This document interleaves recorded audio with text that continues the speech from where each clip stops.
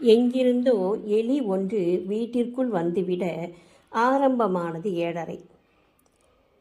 அன்று வரை எனதாயிருந்த என் வீடு அதன் வசமாகி போனது.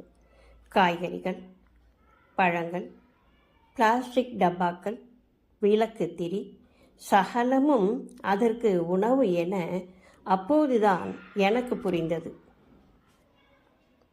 மறந்தாற்போல எதையும் வைத்துவிட இயலவில்லை.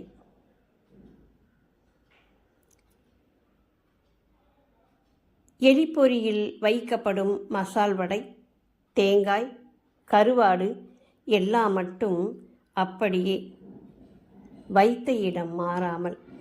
நான் எழுதிய கவிதைகள் அதற்கு பிடித்துவிட புத்தகங்களின் பல பக்கங்கள் காணாமல் போயின.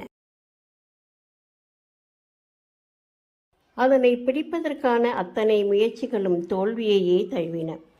குட்டிகள் மட்டும் விஷயம் தெரியாமல் அவ்வப்போது பொறியில் சிக்கிவிட சளைக்காமல் பிள்ளை பேரும் நடந்து கொண்டே இருக்க இன்று வரை என் வசமாகவில்லை எனக்கான என் வீடு.